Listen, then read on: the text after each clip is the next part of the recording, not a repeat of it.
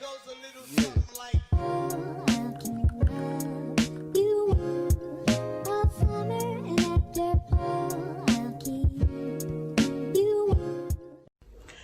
Hello literates, I'm Britt and welcome back to Writer's Ambition. For those of you who've been hanging in since episode 1, you're a real one.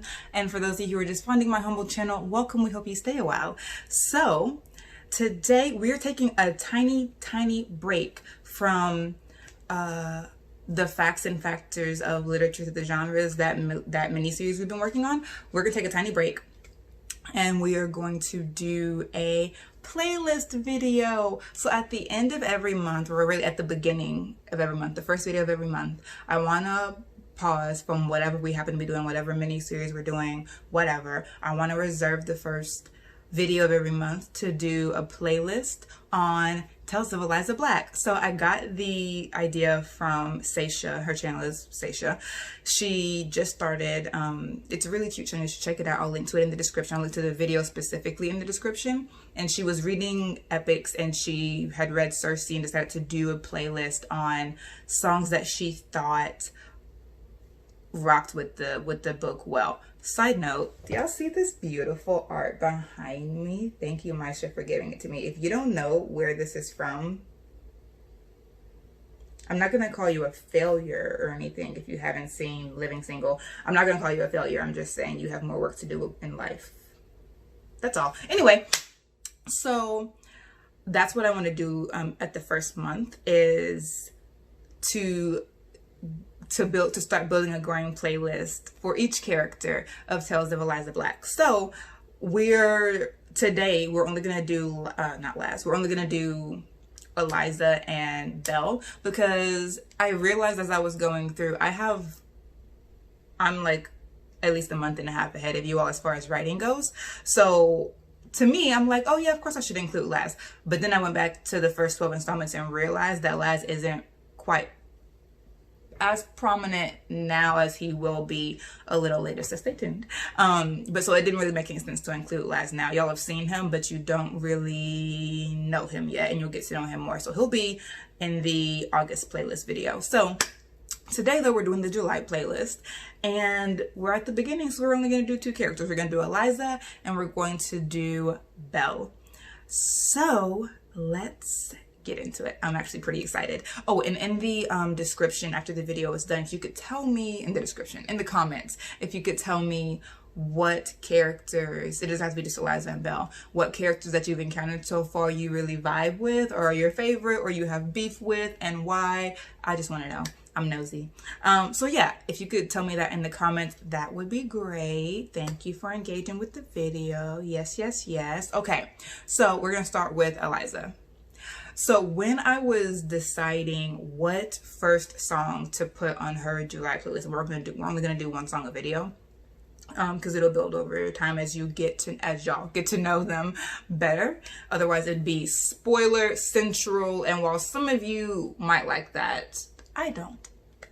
So anyway, the first song for Eliza's playlist is gonna be Neon Gumbo by Janelle Monáe. When I was deciding, when I was deciding what song I should do for Eliza, the titular character, her first song in her playlist, I was like, oh my gosh, what do you say? Like, what song do you use for Eliza of Tales of Eliza Black, the first one, so early? And I decided on Neon Gumbo for a couple of reasons. I took notes so I don't get distracted. Okay. There are no discernible words in this song. I wish I could play you all a clip of it, but YouTube would snatch my video, so I can't do that. But I can tell you to go listen to it. The song is 1 minute and 37 seconds. It won't take anything out of your day to go listen to it. There's no discernible words in this song. You can sort of hear like something that might be a word, but it's very distorted and auto-tuned.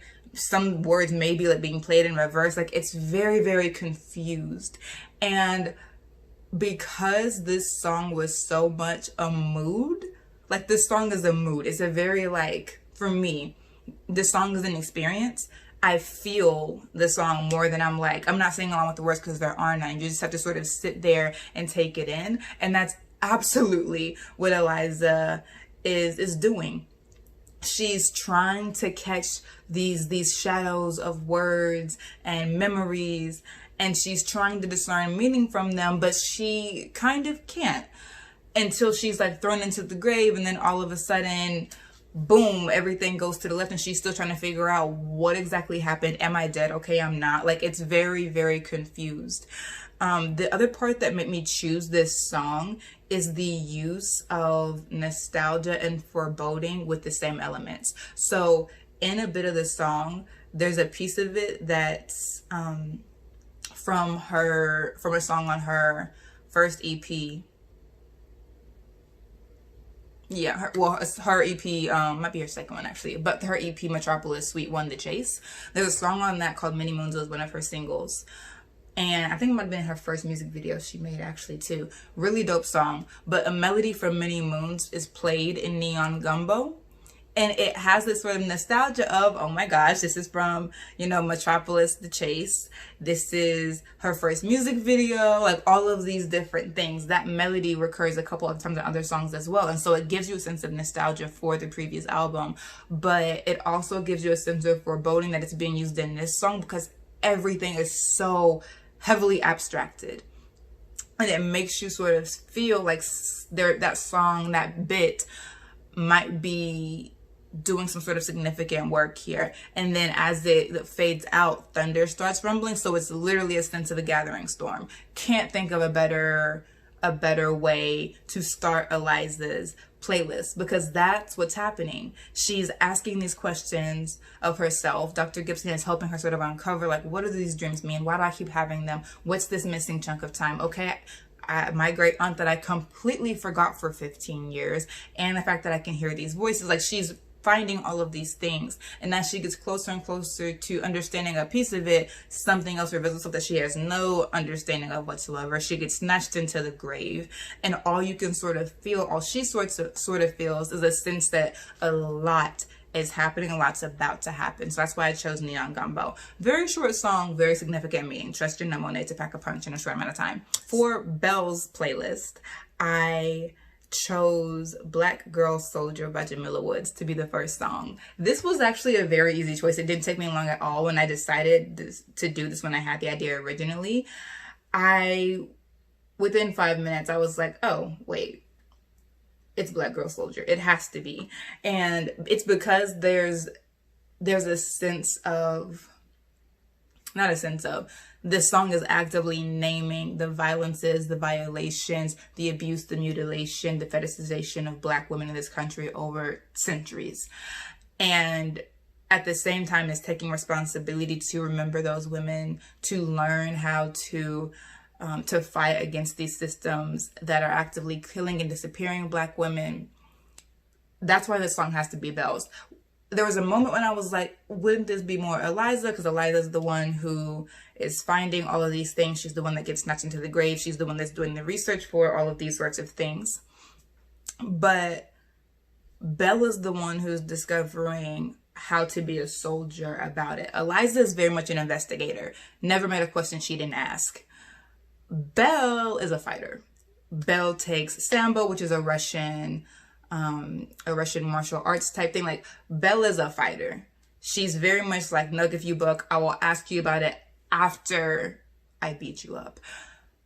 And she's previously like directed that energy towards, focusing herself and getting control over her anger. That's what it's been focused on. After Eliza gets taken, after she finds Eliza's paper, reads the research, and realizes, right, she's finding this out, the cops don't care. Now, knowing as a Black person in America that the cops don't care about you is one thing, but then actively seeing them not look for someone who's lived in this small town her entire life, watching that as a different experience, it has to be. Because it's not abstract anymore. It's real. You're watching someone be disappeared, not just by whoever took her, but by the people who are supposed to be helping find her. They don't care. And so that's what sort of clicks for her, like, okay, so I'm seeing Eliza's research. I'm seeing that these women have been disappeared, and I'm watching her become one of them. And Belle inserts herself into that to say, I refuse. I'm going to find her. I'm going to figure out what's going on. And so Belle becomes a soldier, where Eliza is more currently. Eliza is more of an investigator. She gets inducted into this through an investigative lens. Belle charges into it intending to be a soldier, intending to win her friend back. And that is why I chose Black Girl Soldier to be her first song. It's really sort of her anthem. It's relevant throughout the entirety of the serial. Eliza's not going to stay as confused as Neon Gumbo is. She's going to be finding things out. Bella's going to continue to be a soldier the entire time. And if you listen to that song, if you already know it, she will grow into different parts of the song as the serial continues. So keep that song in the back of your head, because there are different parts of it that she is and isn't aware of as the series goes on. But she definitely fully embodies this song by the end, and it's really, really amazing to have unfold in my head. But I think it'll be really, really amazing for you to witness the different forms of a soldier that Belle evolves into, the different ways she learns to strategize, all the above. So that is our first playlist for the month of July. I hope you enjoyed it. Like I said, tell me in the comments which character is your favorite, which one you're loving, which one you're not, why. And speaking of Tales of Eliza Black, let's just get into the gig. 13. There was a river, after Octavia Butler. Esperanza College is a rustic beauty, set amongst trees and rolling hills with a beautiful and clear lake right there on the grounds. The college isn't gated, so sneaking on campus is easy, but they still have to be wary of patrol cars, which will likely do a couple of circuits at some point in the night. Their luck is holding so far. Driving would have drawn too much attention, so walking from Great River's house to EC had taken an hour. River is in pretty good shape for 80 years old, but they'd still had to stop along the way to let him rest. When they finally stop in front of the dark water, there's a brief moment of silent celebration. "Okay, so how does this work?" Belle asks, impatient as ever. Master Vitali would scold me. She shoves that thought quickly away. She is done with him and training. You can focus yourself. "We'll have to get in," River answers. "Well, good thing it isn't winter," Belle mutters, towing off her sneakers and stashing them in a bush with Laz and Rivers. Still, when she wades into the lake, the chill hitches her breath. "Just breathe through it." Laz shivers from beside her. Spring days are warm enough, but the night breeze might ensure them all colds in spite of the season. River steps surely into the water and quickly moves deep into the lake, all the way up to his shoulders. "Whoa, Great River, you'll catch pneumonia out here in this cold." "Boy, what do you think we hacked out here to do, feed ducks?" the man huffs. "You certainly didn't say we'd be going for a swim," Belle retorts. "No need to backstroke, you just gotta be in, and I wanna be good in. You two done jaw-jacking, or we gotta discuss why water is wet some more?" Laz smirks. "Go on." "All right then, put all your attention on the water." Sharing a look of equal parts hope and wariness, the friends oblige in their own way. Belle glaring down at the moon's reflection, and Laz gazing openly. They peer as deeply as the moonlight will allow, and are so caught up in trying to discern what they're supposed to be seeing that the small bloop of something dropping suddenly below the surface makes them both jump. Looking around, their hearts seem to be racing each other. Great River is gone. Reach your full potential every Tuesday with Britt Riderly's Writer's Ambition. Then embrace adventure every Tuesday, Wednesday, and Thursday with Eliza Black. Don't leave us hanging. We'll see you soon.